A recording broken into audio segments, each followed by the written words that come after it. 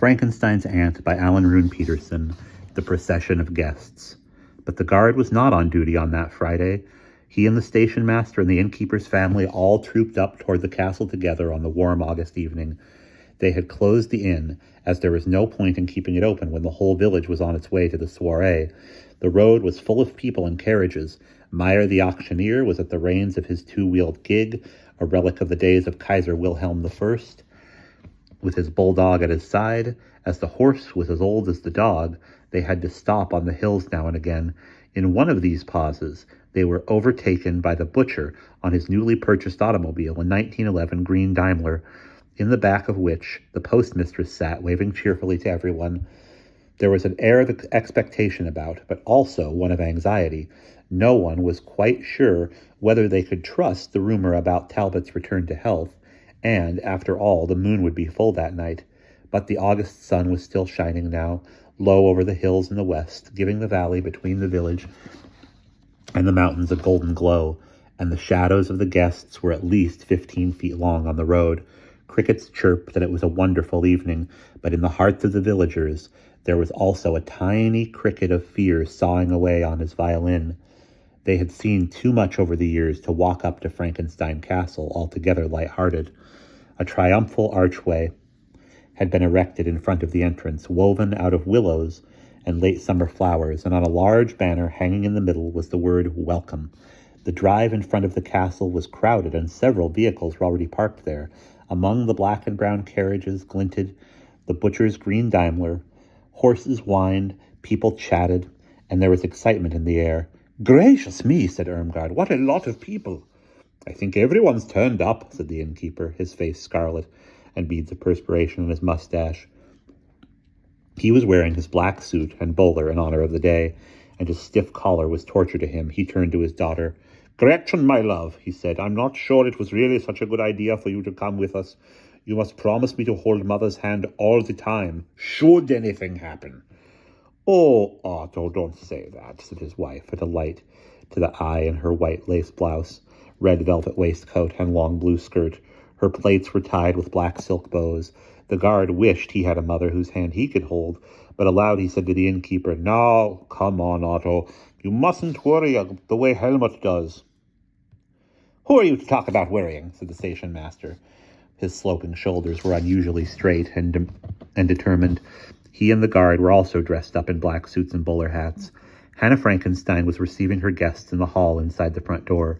She was wearing a black costume, a pearl necklace, and in honor of the day she had her gray hair blue-tinted a trifle. But she thought it was slightly too blue and that she looked like a very large magpie. Not one of the guests could compete with her height, except the blacksmith. They all stood there, craning their necks as they shook hands with her. The little guard was there, too, in his bowler hat, which he took off to reveal the usual red mark on his forehead. "Here we are," said Hannah Frankenstein. "Here we have the innkeeper and his family, and the guard and the station master. Welcome, welcome, gentlemen." She shook hands with them all, and the guard noticed that her hands were in perfect proportion to her feet. "There are some seats left along the long wall of the banquet hall," said Aunt Frankenstein. "Please take a seat. Igor will show you the way." Igor appeared in his ill-fitting old tailcoat, peering up from underneath his fringe of hair, now smoothed down with water and parted in the middle. He smiled at the guests with his blinding white teeth. The bill from the dentist in Ingolstadt had removed almost all of Aunt Frankenstein's bank account. "This way, ladies and gentlemen," said Igor. "This way." He hobbled ahead of them and piloted them into the banquet hall.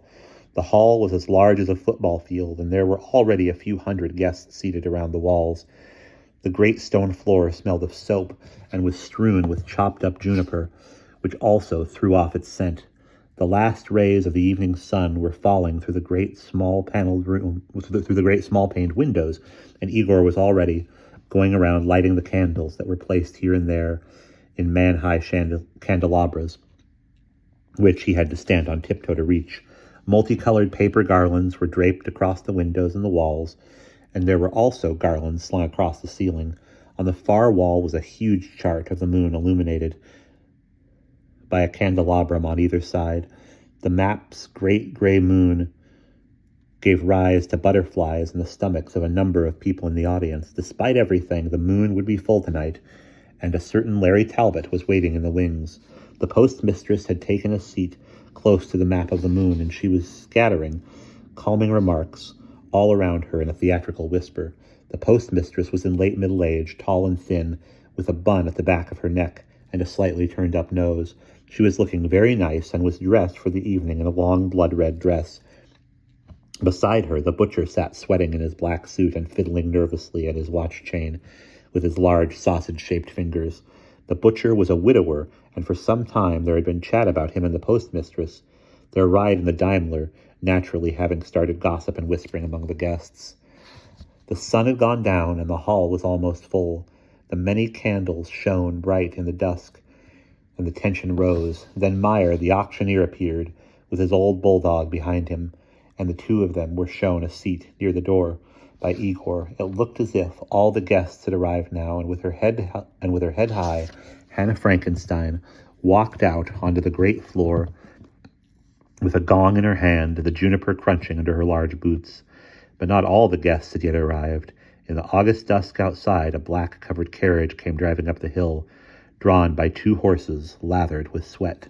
And that's the end of that chapter.